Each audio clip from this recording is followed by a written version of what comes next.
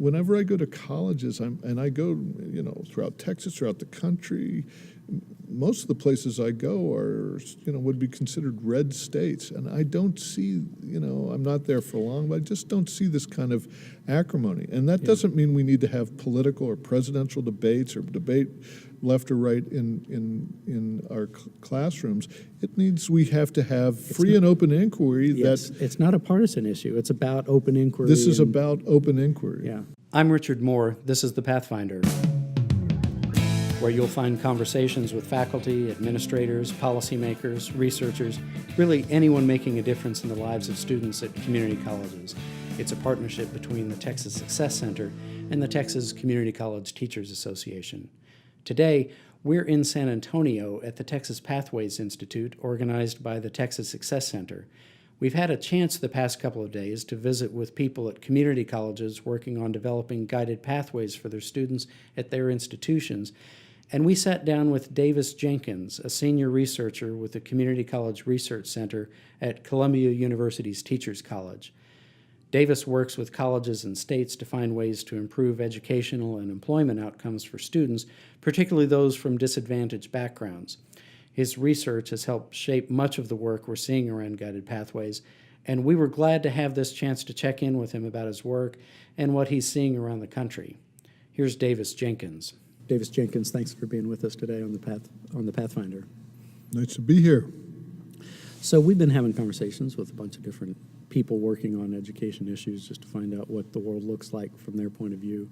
Why don't we start, if you could just tell us a little bit about yourself, your organization, and the kind of work you do. So I'm from the Community College Research Center, which is at Teachers College, which is the education school at Columbia University. I've been there officially since 2006, but I've worked with Tom Bailey, the director, for many years before that, and worked with community colleges and higher education since 1982. I started out working with a firm that had pioneered management consulting for higher education, and in the early 80s, mid-80s, got exposed to and interested in the work of community colleges. I fell in love with them and have been focused mainly, although not exclusively, on community colleges ever since. Now, and where do you come from? Where did you go to school? I'm from Pittsburgh, Pennsylvania. I went to a prep school in Pittsburgh called Shadyside Academy. We called it Shade Your Eyes Academy. And then I went to Princeton, undergraduate, majored in religion because it was such an excellent teaching department at Princeton. I was interested in classics, philosophy, and history, and it combined all three of those. And I had been brought up in a religious family, but I'd always had a sort of skepticism, so I was sort of like interested in knowing the enemy, or at least understanding where it all came from, and so got interested in that. Good place to ask those questions. Right. Yeah. Well, and that's the key to a lot of this work that we're doing, is that it's about teachers and connecting teachers and students and programs, and right. letting students their horizons get bigger and their questions get deeper. Right. And you want to give students that opportunity. Yeah. So, I mean, and we were talking about this earlier, you and I, that it can sound, and it's our fault in the way we've talked about it in a lot of ways, very bureaucratic. But ultimately, I think what we're trying to do, and it's difficult in a very low-resource environment of community colleges and public education generally, given the disinvestment in states, across states, in public higher education and public education. But what we're trying to do is have folks, faculty, and others that support faculty and students step back and take a look at the education we're providing for students and asking ourselves, is it what students need in this crazy world of ours? There is a lot of focus on and talk about careers, but it's not all about careers. And then how can we create a coherent program of study in a very low-resource institution like community colleges or like state universities, working with the public schools, again, with very few resources, with students from families who don't have a college experience? How can we provide a more coherent, meaningful education? Well, that's what, in talking with our folks around the state, the interesting thing to me is the folks are taking this as a real opportunity to stop and look at what we're doing. And higher education in Texas, in the United States, has been probably the greatest higher education system in the world, and it's done a brilliant job. Things have changed, and now is a time to ask some questions and keep what's working and adapt to this current environment. And that's risky, and we can do it badly, but if we do it right, it could really be of great benefit. So what wraps around all of your work is this concept of what is called guided pathways.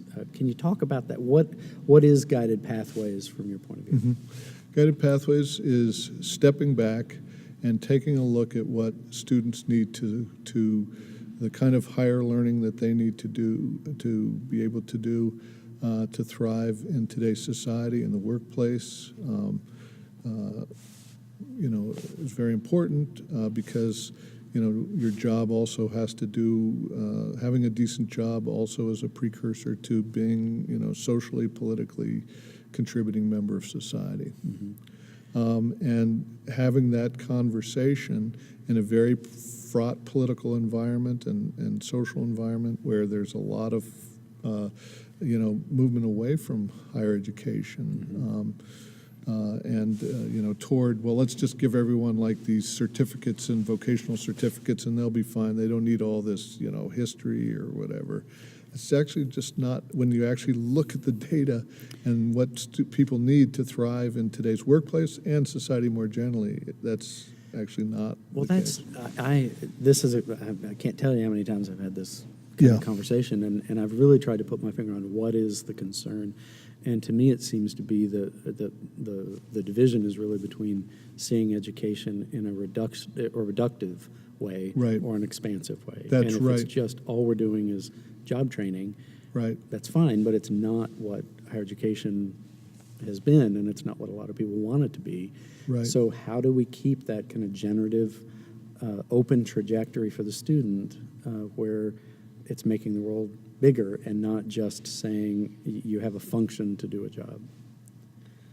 Well, we can, people like me can cite the data that there's been studies. Eric Hanachek at Stanford did a broad national, he's an economist from Stanford, broad multinational study finding that people with a broader education do better than narrow technical training. There's good evidence in the United States that people who have liberal arts educations by mid-career do as well, if not better, than people in technical fields. You talked about stepping up. I think we need to, and I talked about the liberal arts in my own experience with the liberal arts. I think we need to step up and defend the liberal arts. A bachelor's degree continues to have, even in business or in nursing, continues to have a strong liberal arts component.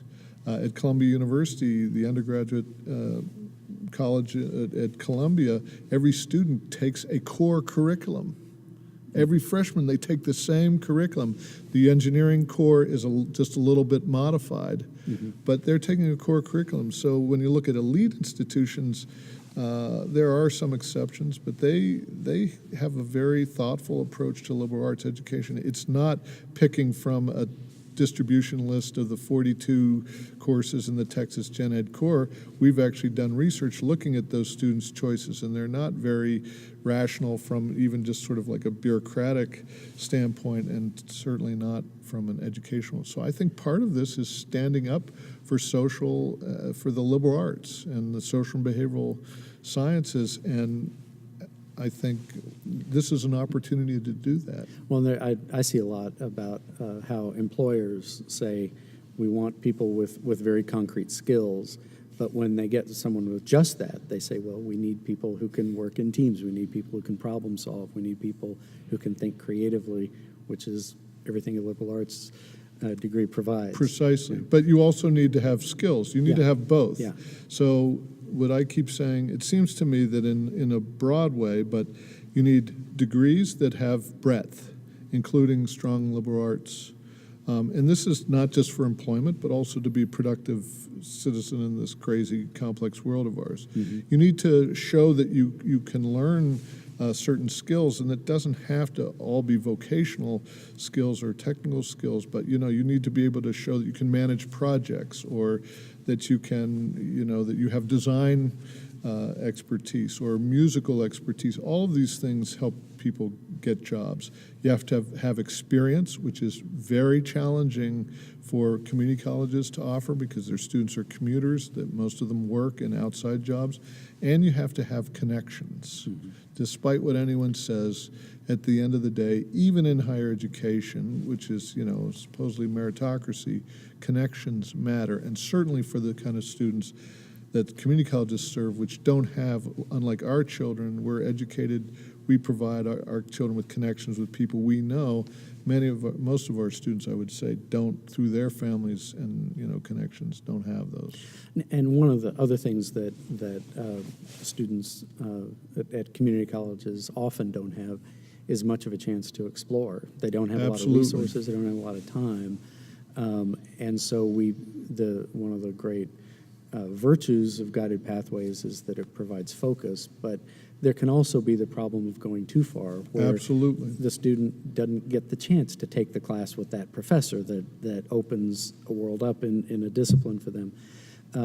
What are your thoughts on that? How do you balance the need for creating a coherent framework and not over-determining it, where an eighth grader is making a lifelong decision about a major and what they're going to do the rest of their life? I think this is where we've gotten a lot of critiques and concerns, and they're justified. We don't want to pigeonhole students. We want this to be an exploration process. So I think we have to explicitly design this as an exploration process. We're just talking about if we're talking about a bachelor's degree, we're talking about the first 2 years of college. So, students don't need to choose a major starting out. Actually, the research finds that students coming in sure of their major don't do as well as students who come in thinking they might be interested in an area and then finds an interest. Mm-hmm. But what I would also say in community colleges is traditionally is that too often students, because of the whole sorting that goes on through Dev Ed and Gen Ed that doesn't seem to, just these laundry list kind of choices from a 42 credit core, and you have to take some social sciences, not a coherent curriculum with choices that allows for exploration. Students really don't have much choice now. It's sort of, in community colleges, it's, you're going to Dev Ed, and if you don't have a sense of what you want to do, like in a career area, you're going into Gen Ed, and you get your Gen Eds out of the way. And I'm like, no, the Gen Eds are the core of a liberal arts education, which, even if all you care about is employment, which we don't, it's critical to that. And it's a critical part of every bachelor's degree, even a bachelor's in a vocational area. Where I see these issues in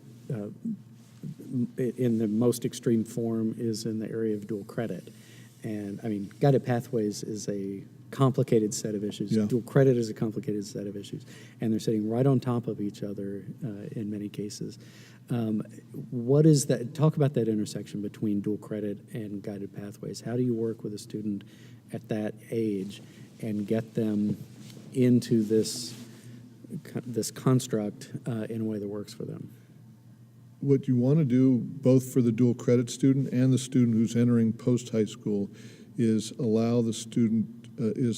force the student to explore, but be very clear about when they get locked in to something, when it starts to limit their options. And so one of the key techniques of pathways is for folks, faculty, and others to step back, map out the curriculum so that, once the student's in a program, they know what they want, but be very intentional about mapping out an initial curriculum where students get a taste of a field that they might be interested in.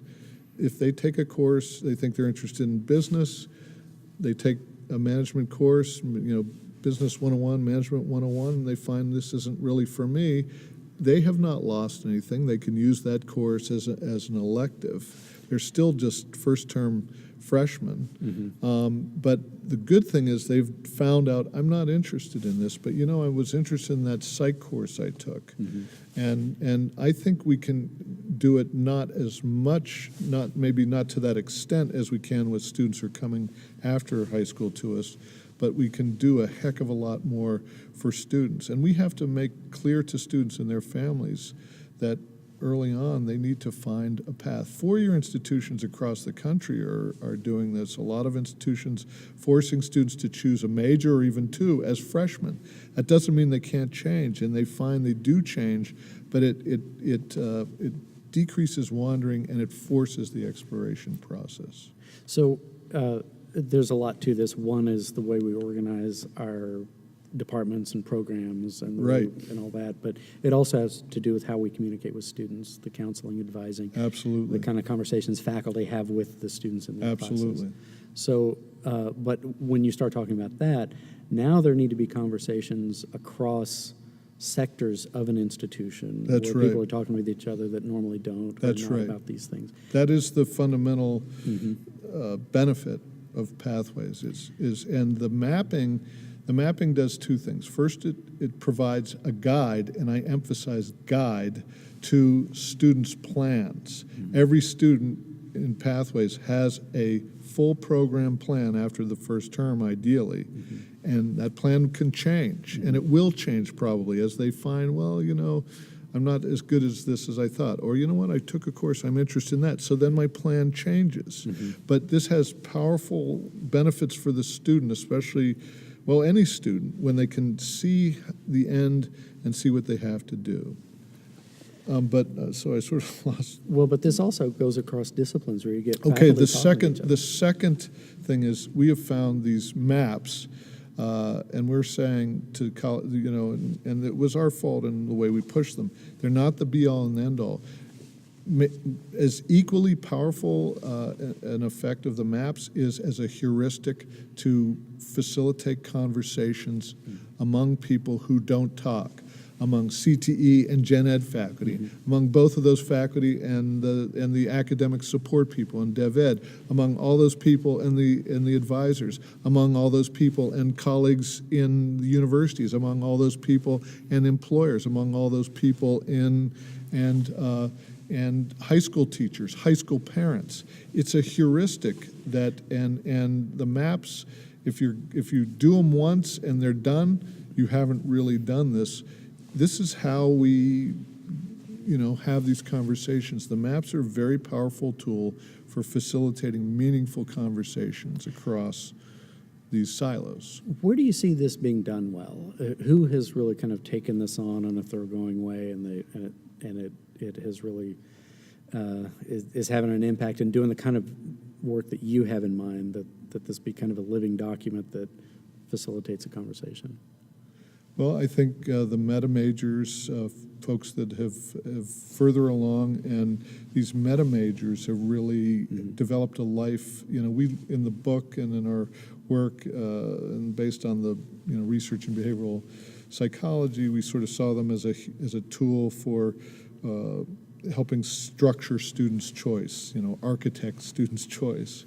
But in places like St. Petersburg, for example, in Florida, they call them academic and career communities, which I think is a great name for what these potentially have. In a commuter institution, bringing together people who are interested in social and behavioral sciences, in arts and humanities, and developing within a large commuter institution, in that case, with multiple campuses, an academic and career community, people of like interest, but it also includes people who are general education and liberal arts instructors as well. And they're using social media and other tools that I can't even understand, thank God I'm so old, how to use to build that sense of academic and career community. And we know from the research fundamentally, going back to Vince Tinto and just in social network, that will have, if it's done in an authentic way, not a bureaucratic way, will have a powerful effect on student learning and success. Stick around for more of our interview with Davis Jenkins, But first, let's find out about some upcoming events for our community college folks in Texas. Be sure to make your plans to attend this year's TCCTA convention up in the Dallas area. This is the largest gathering of community college educators in Texas, and there will be lots of programs covering more than 50 disciplines, as well as teaching hacks and time to meet up with friends across the state who share your passion for teaching. Visit tccta.org for all the program and travel information. And for teachers at community colleges, TCCTA has announced dates for its 2018 Great Teaching Roundup. This Master Teacher Seminar offers faculty in every discipline an opportunity to engage with colleagues, to share their successes and challenges, and connect their gifts with their calling to teach. We'll be in Kerrville, Texas this year, May 21st to the 24th. For more information, email Katie Agnew at kagnew@tccta.org. We hope you can be with us for that. Now, let's get back to the conversation. Let's talk a little bit about transfer, because that is going to be one of the crucial elements in the success of any Pathways program. How do you develop those kinds of relationships across institutions? It seems like faculty need to be talking with each other. Absolutely. And that needs to be done kind of deeply, program by program, because the implications run so deep. Meta majors are a good frame with which to do that, because social behavioral sciences, English, arts, and humanities would be another area. They have somewhat similar, culture as well as basic requirements and the like. Now, one concern I've heard, specifically in engineering, is that you get someone who, let's say they get their core out of the way at a community college. They get to the university for their junior and senior years, and they have just about only engineering courses left in their curriculum. And they say there's no surviving. You can't go 2 years where all you're taking is engineering. Engineering generally starts in freshman year, and what we're finding we've heard very strong anecdotal evidence from students. We hear it from universities, but we recently we're coming out with work that provides quantitative evidence that unless students early on in the freshman and sophomore years are taking the right gen ed courses, lower division courses for their particular major, it's almost guaranteed that they're going to get and have to take excess credits even if they do get a bachelor's. It's certainly true in STEM and engineering, of which engineering is part. It's also true of sociology, psychology, and the like. So if you're going to put a program study together for a 4-year degree, you need to be incorporating those engineering courses into the freshman and sophomore years in a way that transfers. In a way that transfers. And that this takes is a lot challenging. of conversations. It takes a lot of conversations, but we want our students to be able to get into engineering programs. This really, obviously it's a two-way street, but in where we're seeing this across the country, they're seeing this as a broader regional effort. But the understanding of the community colleges is, in general, our role is as a throughway or an on-ramp, I would say, to bachelor's programs. Even in our sub-baccalaureate career technical programs, ultimately those students, they can get good jobs, typically coming out with long certificates and especially associate of applied science, but over time they're going to need bachelor's degrees. I actually think, and I know Texas has sort of opened the tent on community college baccalaureates. In some ways, I think the baccalaureates that we see offered by what are now state colleges in Florida and in Washington State are in many ways the bachelor's degree of the future. Certainly for older students who are place-bound because they're developed in conjunction with industry. They integrate the general education throughout. They give students a taste of their field of interest from the start. I'm not saying that they're going to replace, but there are, but I believe the university should take a look at those because they're more and more what I think people need in the workplace. I think one evidence of that is look at university graduate programs, which used to be a lot more academic, less experiential, but neither students nor employers, given what universities charge for graduate programs, and I know they're expensive, are going to take a bunch of academic, crap that's divorced from practice. I think we're seeing this push down into the undergraduate level. You were talking about the program mapping a minute ago, and what do you say to that student who says, I'm sorry, so in the program mapping, the people within a department are going to say, you need to take these classes, and among your electives, we recommend these. How strong is that recommendation? If a student says, I really want to take an art history class or a music class, at what point do you say that the student needs to take the class that speaks to them and is most relevant? At every point, I think, Okay. except that if that course doesn't apply toward their degree, if financial aid isn't going to pay for it, they need to know that. That's generally not the case. Again, let me be clear, and this is partly our fault. We've sort of oversold the importance of the maps and undersold the key important role as a heuristic in getting people to talk. The maps are still a guide. They're like a guidebook. When you go to Greece, you have to see Delphi, you have to see the Acropolis, but in between, you're going to explore based on your interests. Some people are going to want to go to the sea. Other people are going to want to go up in the mountains. And, so just like in a class, you have general learning goals, but you're not running students through a cookbook. You're trying to support their exploration while also building their foundation skills. It's the same idea in this case. Well, it seems to me that in many cases, probably most cases, the problem isn't that the student is being kept from an option they want.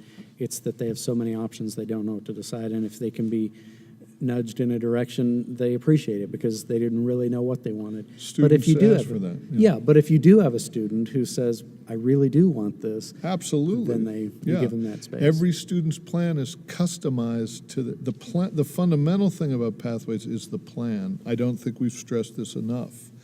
Having students on a plan have massive advantages. And again, the plan can and probably will change, especially early on in the first two, 3 semesters. But once every student in a college is on a plan, then you know what courses, and in fact, you can tell pretty much in advance what courses need to be offered when. You can use computer programs or figure out using spreadsheets, or the deans can even get together and figure it out themselves what courses can be offered. And we're seeing colleges being able to offer students, the same students, enable them to take more credits in a contiguous block in the morning, afternoon, or evening, which it's good for the professors because the student isn't taking your course, then running home to pick up the kids and go to the job, and then coming back. These are students, they have lives, and colleges, 2 or 3 or 4 on their list of priorities in many cases out of necessity.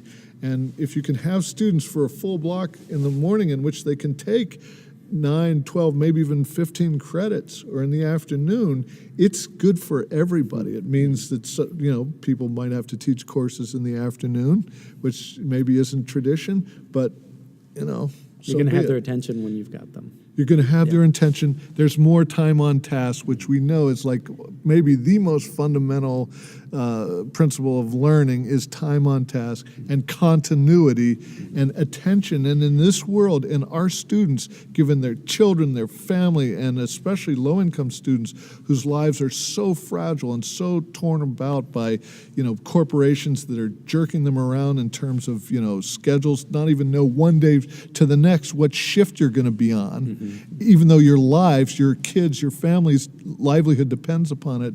And now we're going to, jerk them around and not offer courses. And we end up canceling courses, which, of course, screws the student. It also screws the professor. Well, I hear a lot about this lamenting of the shortened attention span. And if you could say, let's do a block, and we're going to focus. Let's do a block. And we're going to move things around. I mean, we're going to keep it engaging. But yes, over an extended period of time, we're going to focus on a problem. Using these computer programs, and you could, if the deans got together and used spreadsheets and put up butcher blocks in the gym, they could do the same thing. You can actually teach many more. We're seeing in Tennessee, where pathways in the community colleges, in some of the colleges, is fairly far along. Even though I was talking to folks at Volunteer State, which is a medium-sized college, serves suburban and rural. It's maybe 30 miles outside Nashville. Even though their new student enrollment is down, their FTE is up because they're teaching more courses. They have a computer every student's on a plan. They have a computer that says, every student says, I have to drop my kid off daycare here. I like to take lunch here. I have to do my shift here. And the computer fills in the courses on their plan and optimizes the thing in a block. You don't have to go to a traditional cohort program like we often see in culinary, or the computer can actually help you.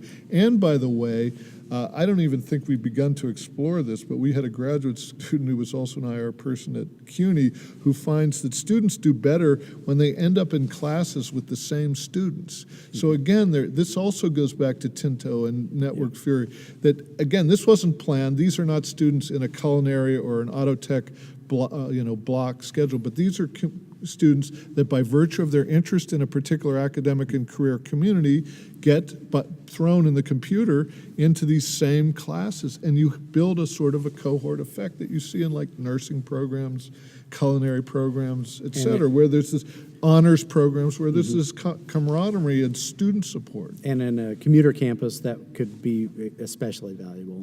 Absolutely, especially. This is what's lacking, and it's going to be good for the professors because you're distributing support and learning to other students and to social networks, which we know, done right, are very powerful. Let's talk a little bit about data. I mean, this is what you do all day, and Hey, when are you not talking about data? but when you're talking with a lot of practitioners, advisors, counselors, faculty that are busy doing their thing, they're often at one step removed from the data you see and seeing things in an aggregate sense. And you have people who will say, well, I know a student that this happened to. Yes. And that's important because that student is important, and that's part of the experience. How do you connect that lived experience of that practitioner with the kind of data that you work with? Right. So some of the most powerful analyses we've done to help that I think have been of interest to faculty and people on the front lines in colleges are, we do this one is, so this term, just have your IR folks print out a list of the distribution of students by program code. And what you get is lots of undecided, liberal arts and sciences, general studies, pre-health, pre-business, then you get nursing, then you get business, and then you get a giant long trail of CTE programs. And the question is, okay, these are our students. These are the programs that we, at least bureaucratically in our system, say the students are in. Is this an accurate representation of what these students are trying to do? Do we even know, do the students know what they're trying to do? Who's responsible for these students programmatically to enable them, academically and otherwise to progress through? That is eye-opening for people, because what you see is in the vast majority of the community colleges, the largest group of students who are dev ed, gen ed, and pre-health, and then pre-business, are not really in programs, and no one's really responsible for those students, and that's a problem. What's the conversation that should happen with that? How do you address that student and move them off of not knowing? You set up your programs so that you force an exploration from the start. One strategy is to require that students choose at least a meta major from the start. Other institutions like Valencia run all new students through the same experience, which has academic, extracurricular, advising components to it, and it has very explicit learning goals such that by 18 credits, they want students have a purpose, they want students to have a plan, which is based on maps created by faculty and advisors, and they want students to have, the sort of basic skills they need to succeed on that plan. And the plans, if for transfer student, include through a bachelor's degree. And at Valencia, at least, which has among the highest associate degree graduation rates in the country, their push, working with University of Central Florida, has been more recently to further increase the associate degree graduation rate with no excess credits toward the major. That's a big difference, or with limited excess credits toward the major. So there are different ways to do this, but the point is, you have to have some mechanism to force the exploration, to assist the exploration process, and then early on, ideally by, the first end of the first term or 12 credits or so, they got to have a full program plan. What are some data points that you use when you're making the case for guided pathways? Are there some signal facts that you know about the world that make that case? Well, another thing we do is have your IR for the last academic year, run the number of credits attempted by your associate degree graduates, attempted, and you can split out DevEd and college level courses. And we just did this in California, and the average number of credits they did completed, college level credits completed, was in the high 80s. That didn't include credits attempted and not passed. It didn't include DevEd. And people were shocked by that. This is their successful student. And yes, there can be exploration. Yes, there is DevEd, but those do not explain this. And this is a policy issue that, again, faculty and colleges and advisors need to own, and it's a serious problem, and it pisses off people, legislators on both sides of the aisle, in my view, although I'm clearly on one of them, justifiably. It's a problem, and students are the students are very sensitive about this, and the fact is that low-income students have very little margin for error.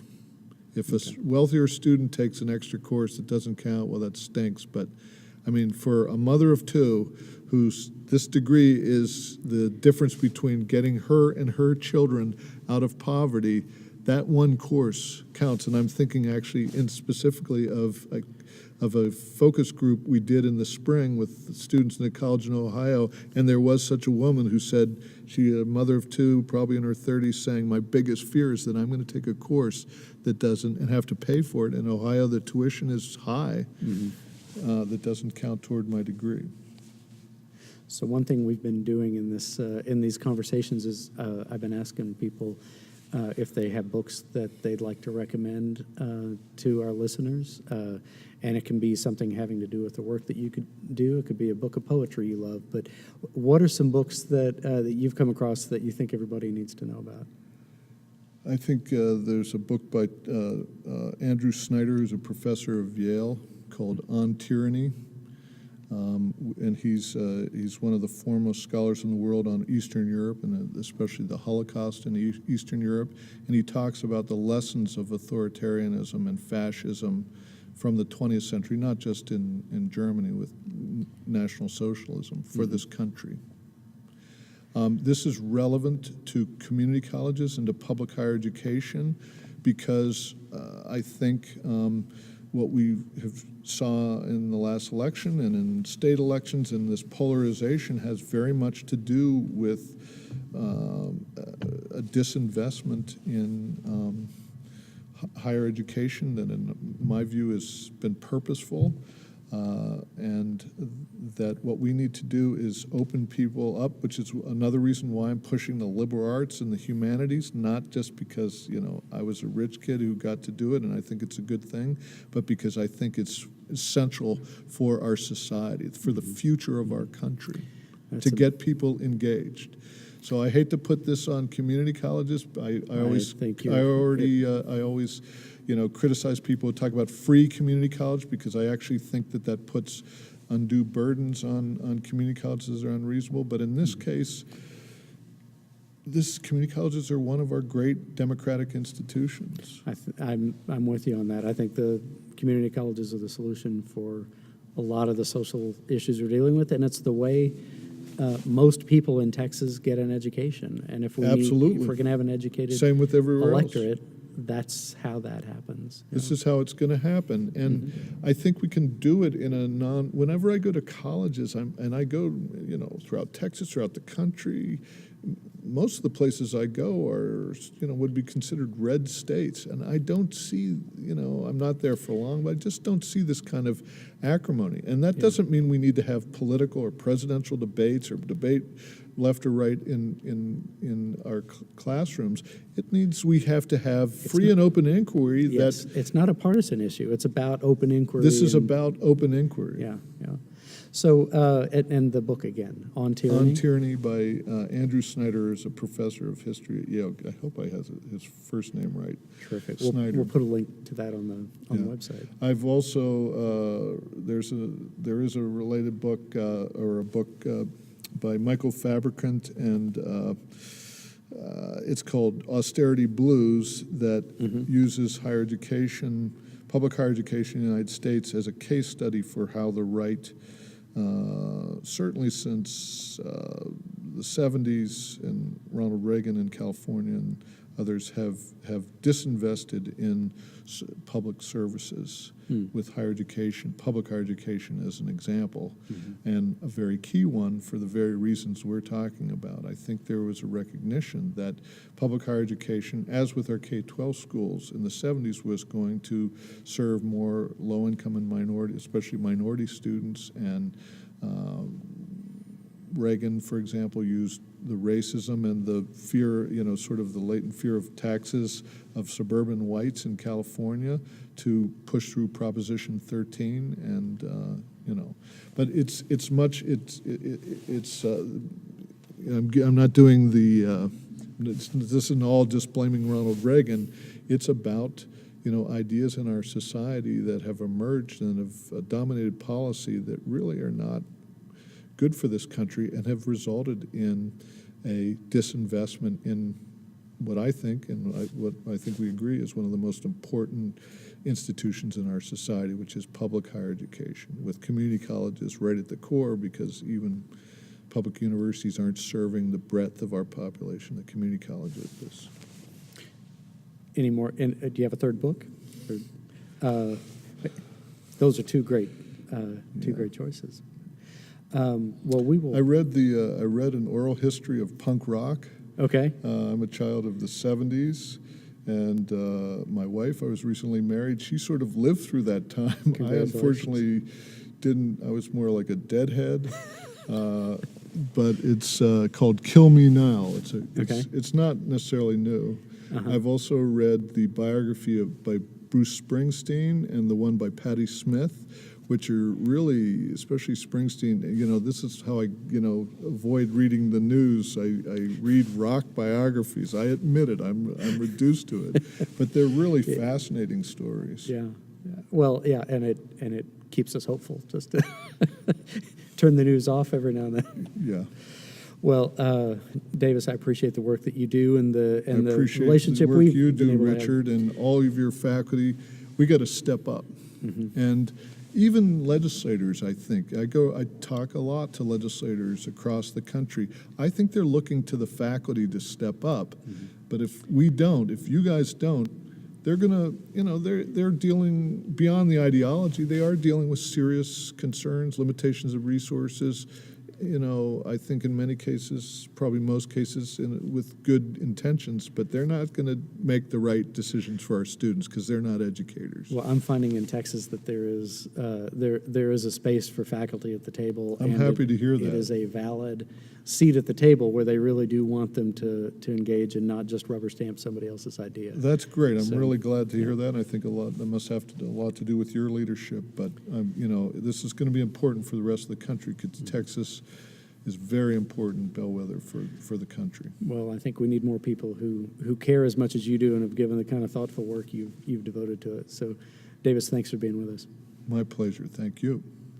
That was Davis Jenkins. You've been listening to The Pathfinder. Be sure to join us next week. We'll be talking with Kelty Garby, who oversees the STEM Degree Accelerator Project at Educate Texas. I hope you'll join us for that. If you like this show, tell a friend, subscribe, leave us a review in Apple Podcasts, share one of our episodes on social media. You can visit tccta.org to listen to our shows or grab them in your favorite podcatcher or wherever you found this one. The creator of The Pathfinder is me, Richard Moore. Our producers are Carol Hawkins and Gabriel Zambrano. This has been a production of the Texas Success Center and the Texas Community College Teachers Association. We'll catch you next time on The Pathfinder.